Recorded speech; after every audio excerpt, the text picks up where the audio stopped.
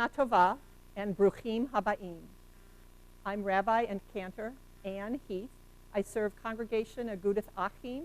We're located in Taunton, Massachusetts, but we serve all of the surrounding communities. Welcome to another edition of Jewish Traditions Across the Centuries. Maybe you can tell from my attire that this isn't an episode about anything more than the most spectacular holiday that we have in the synagogue, and that is the entire period called Yamim Noraim, the days of awe, the 10 days of awe, beginning with Rosh Hashanah, the New Year, and ending with Yom Kippur, Shabbat Shabbaton, the Sabbath of Sabbaths, or the Day of Atonement. Let's just get started with what all of this is about by this lovely book written by Leslie Kimmelman and illustrated by John Himmelman. The book is entitled Sound the Shofar, and it's a story of Rosh Hashanah and Yom Kippur. It will give you the easiest, simplest outline of these wonderful Jewish holidays, and we can go from there. My Uncle Jake blows the shofar every day. He is practicing to play at synagogue for the coming holidays, the days of awe. The days of awe begin with Rosh Hashanah, the Jewish New Year. My relatives all come to visit and share our delicious dinner. When you have a chance to take a look at the illustrations in Sound the Shofar, you will see a shofar, slightly different than this. This is a ram's horn. It can be a horn from any kosher animal. For the first evening of Rosh Hashanah, my mother lights the holiday candles. My father blesses the wine. Everyone takes a piece of challah. My grandpa dips a piece in honey. Shana Tova, he says, may it be a good and sweet year. My cousins dip apple slices in honey. The cats lick honey drops from the floor, and a sweet new year is beginning already. After dinner, and during the next 2 days, we go to synagogue. The rabbi leads us in prayer, and the cantor leads us in song. Finally, it's the moment we've been waiting for. Uncle Jake goes to the front of the room. He picks up the shofar and blows it over and over. Listen, everyone, the new year is beginning. But Uncle Jake can't rest yet. Yom Kippur comes 10 days after Rosh Hashanah, and he will blow the shofar again. On Yom Kippur, grown-ups don't eat at all, and we kids eat only a little, but the cats eat the same as always. We go to synagogue in the morning. My aunts bring cans of tuna fish. We're collecting food for families who don't have enough to eat. The synagogue is crowded all day. We spend the day praying and thinking. We think about the year that's ending and the one that's just beginning. We remember all the things we wish we hadn't done. I remember pulling my cat's tail. My brother remembers squeezing the whole tube of toothpaste into the bathroom sink. We both promise to try harder again in the new year. At last, the holiday is almost over. Uncle Jake picks up the shofar again. He blows the horn loud and sweet. The days of awe have come to an end. Shana Tova. And Shana Tova is what we wish each other throughout this season. You might hear someone say something a little longer. L'Shana Tova Tikatevu, may you be inscribed for a good year. Or L'Shana Tova Tikatevu V'Tikatemu, may you be sealed for a new year. If you imagine somebody writing something in ink in the old-fashioned times when people used pen and ink, and you might have seen in an old movie someone rolling a blotter over it, something that's sealed, something that makes it official. And in our tradition for the Yamim Noraim, the days of awe, we want to be sealed into the book of life for the coming year. So let's go back and take a look at some of these things and explain them a little more. As we got started, I mentioned the shofar. The shofar has a variety of sounds. It makes a teruah, a tekiah gedolah, and shivarim. They are telling us to arouse, to awaken ourselves, to pay attention. And in traditional congregations, as soon as the month preceding Rosh Hashanah begins, the shofar is sounded every day except for Shabbat in the morning. The days of awe begin with Rosh Hashanah, the Jewish New Year. Why are these the days of awe? Well, we're coming before God. We're coming before God's holy court. We're coming metaphorically or literally, depending upon your personal Jewish theology and beliefs. We're coming to be judged. We're coming to celebrate the new year. But it is a time of intense reflection and celebration, making sure that the sins we have committed against God, against our neighbors, and against ourselves, those we have worked to resolve and have asked for forgiveness and have worked to make recompense if that's necessary. And as you know in your life, a lot of times you need reminders. You need your phone to go off. You need the alarm clock to go off. If you're in school, you need the bells to go off. And in our tradition, it's the shofar that reminds us what our job is during this period. In our book, relatives come and share a delicious dinner. So just like in many traditions, there are special celebratory dinners for holidays. In the Jewish world, right before the first evening of Rosh Hashanah, many families gather and light the festive holiday candles, say blessings over a cup of wine, say LakeCAM to good life, and everyone sings songs. And if you've shopped for challah, you've seen challah in a grocery store, those braided loaves, they go from being long to being round, just like we go around the cycle of a new year. We go around the cycle, around challah. And also, a challah in a round shape imagines a crown, like a king would wear a crown. And this goes back to the image of God being crowned as king. Everyone takes this piece of challah and dips it in a piece of honey.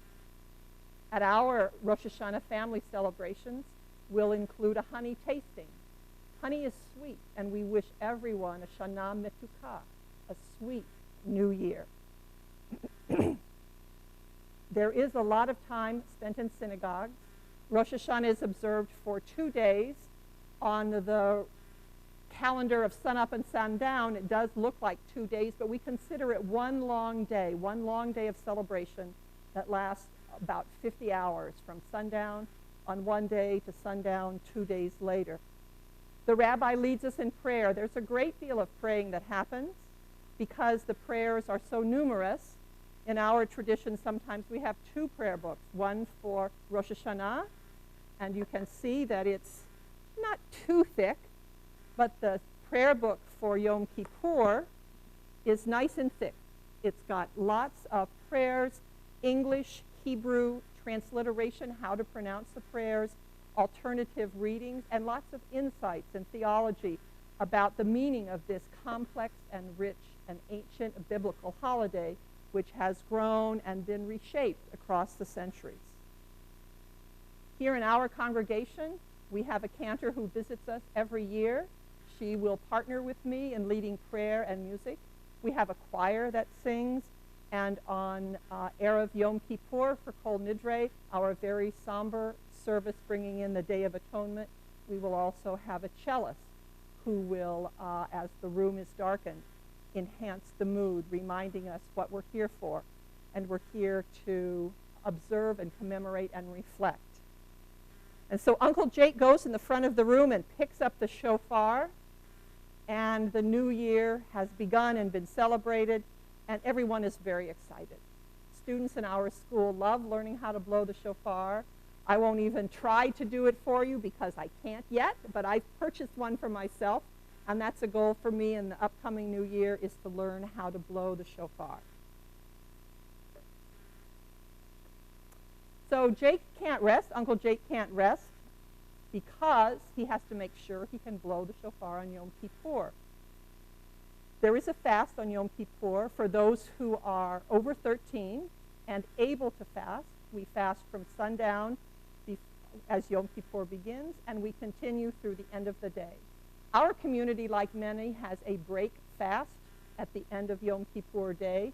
We're exhausted. Yom Kippur evening services are 2.5 hours long.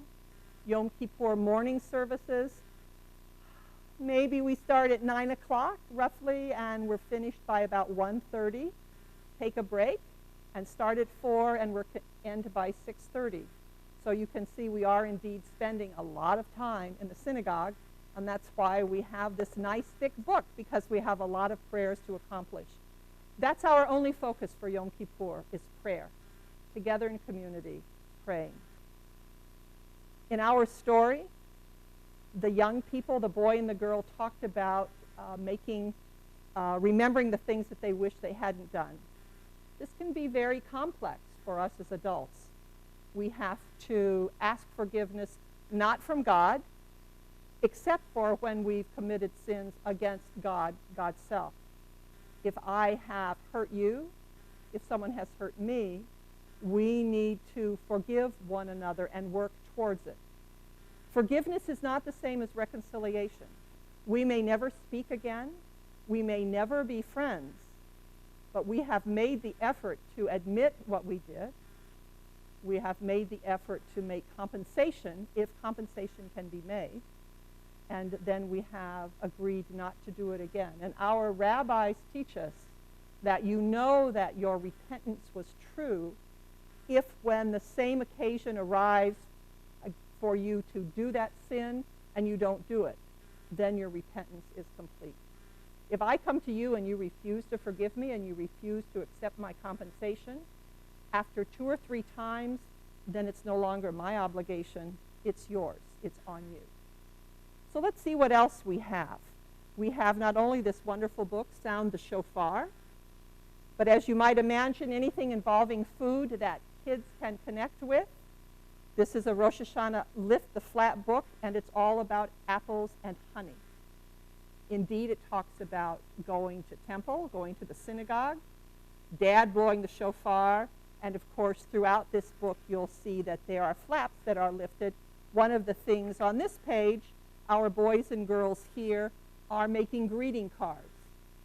So just like other traditions send greeting cards for holidays that they observe, for us, the 2 big seasons for sending greeting cards, and these aren't completely Hallmark inspired, so we want to send greetings to the people we love for Rosh Hashanah, and then often again on Pesach, on Passover. Yet another book that is about this season is The Hardest Word. The Hardest Word is a Yom Kippur story by Jacqueline Jules and illustrated by Catherine Janice Kahn. As an adult, if you'd like something more than these children's books, though they are a great way to begin, I encourage you to find Rabbi Telushkin's books. This one is on Jewish literacy.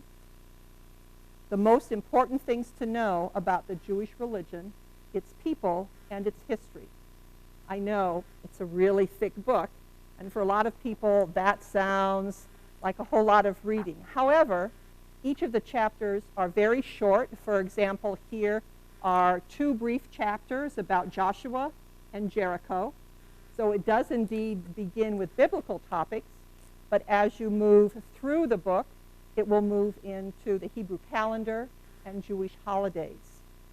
I also encourage people, all of us seem to be online these days, to go to a wonderful website entitled myjewishlearning.com. Myjewishlearning.com has very little ideology in it. It does its best to be a mainstream, middle-of-the-road provider, and it offers you a chance in small segments to learn more about Judaism. Many of you watching aren't Jewish. I know that. You may not even know somebody who's Jewish. You may know a lot of people, and you may be surprised to find that one of them is Jewish. In our culture, where we encounter so many people with different faith backgrounds and beliefs and traditions, at least when we open our mouths, we can keep our feet out of them if we paid attention to learning a little something about the holy days. If you have friends who take off work in September and they never quite say why, maybe they're just off to the horse show or off to be leaf keepers up in New England. But it could be that they're celebrating Rosh Hashanah and Yom Kippur. And to say to someone you know who's Jewish, Shana Tova, would be fabulous. And they would appreciate it. As Jews, we hear an awful lot of Merry Christmas, Happy New Year, Happy Easter, and all kinds of other days that are celebrated in the Christian world. And it's nice, even as a minority, to once in a while have someone know us well enough and be thoughtful enough to say Shana Tova. If you were a student and receiving a handout in our religious school, it might look something like this. And you'll see that it has the same kinds of information. Rosh means head. That's why it's Rosh Hashanah. And a Shana is a year. Rosh Chodesh is the beginning of a month. Rosh Hashanah is the birthday of the universe, the birthday of the new year. Yom Kippur is called, if you're a child, not the Day of Atonement, that's a very grown-up word, it's called the I'm Sorry Day. So in all of the different days that we have in our lives for our children, I'm sorry would be an important day. Let's take a look at the hardest word and see how we can learn a little bit more about this wonderful tale. A long, long time ago, the world had many large and fabulous creatures. One of those creatures was a gigantic yellow bird with dark red wings and a purple forehead. He was called the Ziz.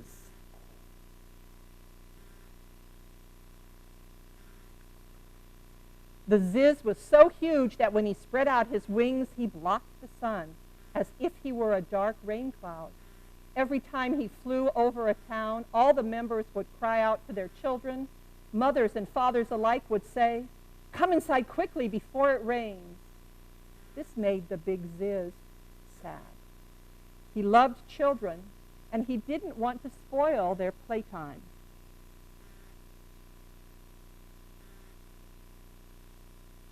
So the Ziz started flying around at night when no one would notice that he made the sky dark with his gigantic wings. That worked fine for a while, but then one night the big Ziz flew too high and he bumped into a star. Sizzle, snap, bang! The star fell quickly out of the sky, down to the earth, and it burned a big hole in the ground. The next morning when the Ziz saw the big hole, he was worried and he said, "What can I do to cover this hole?" He thought about it. He came up with an idea.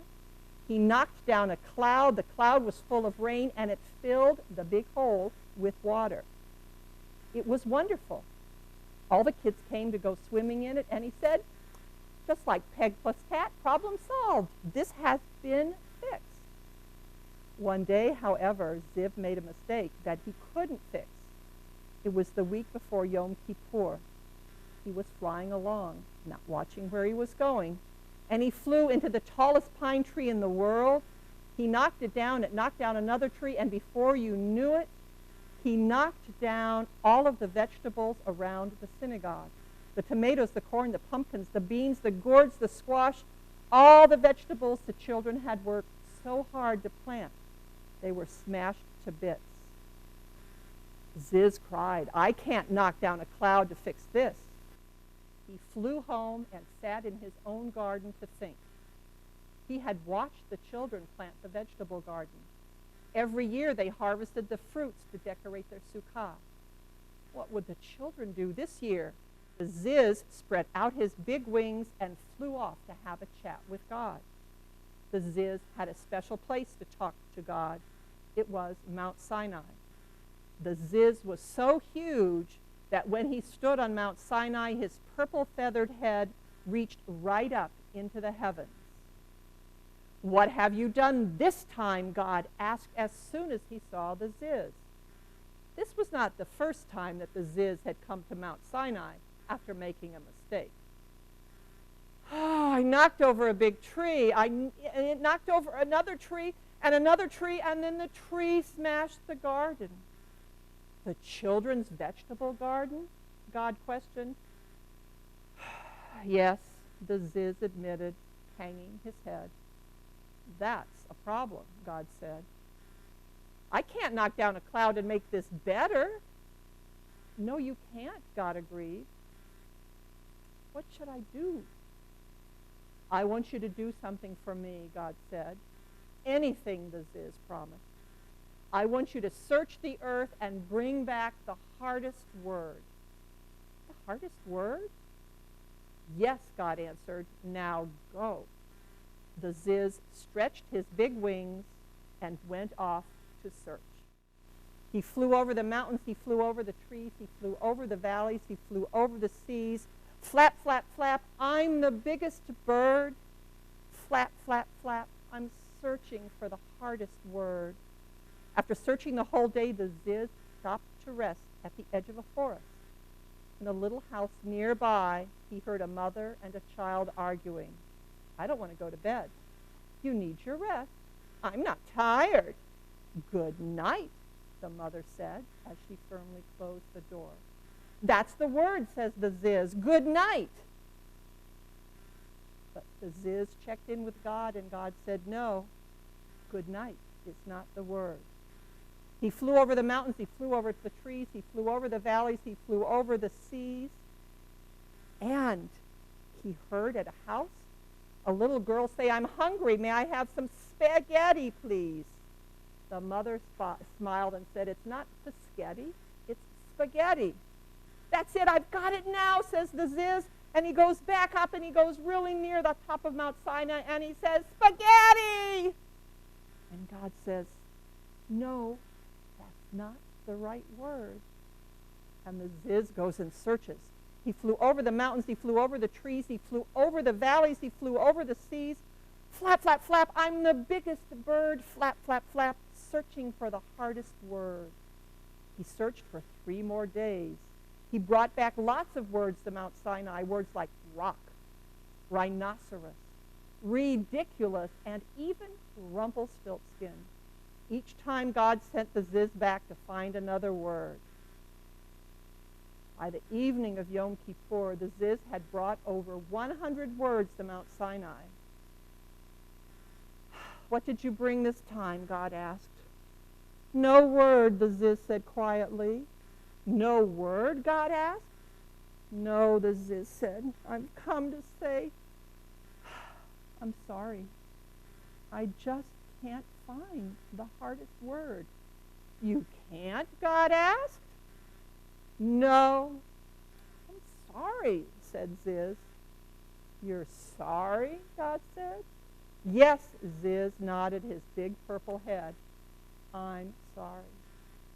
Good job, God said. You found the hardest word. I did? Now the Ziz was confused. Yes, God, the hardest word is sorry. While all the words you brought were hard, the hardest word is sorry. And I always say sorry on Yom Kippur, said the Ziz. Well, you should say it at other times too, God said. Like when I smashed the garden? That's right. The Ziz thanked God, pulled his purple feathered head out of heaven, spread his wings, flew back to the children. On the way, he stopped at his own garden, gathered a big basket of fruits and vegetables, and guess what he did? He saw the children, and it was time to say the hardest word. Whether or not you're Jewish, there is always a place in our lives for forgiveness. As Jews, we set aside a specific time to do it every year in a big way, to celebrate it in our communities and focus on it. We do it in small ways throughout the year. I encourage you to learn more about the power of forgiveness. I encourage you to learn to forgive for good. Look it up. The Stanford Forgiveness Project included a lot of research in Northern Ireland about how forgiveness is not as much about the other person as it is about healing yourself and framing the situation so you don't spend your life burdened with this sense of other people having their hooks into you because you have not worked a way to forgive them. Shana Tova. May the new year 5776, which runs from September of this year through the end of September next year, 2016. May it be a Shana Tova, a good year, a Shana Metuka, and a sweet year. Shalom and Lehitraot.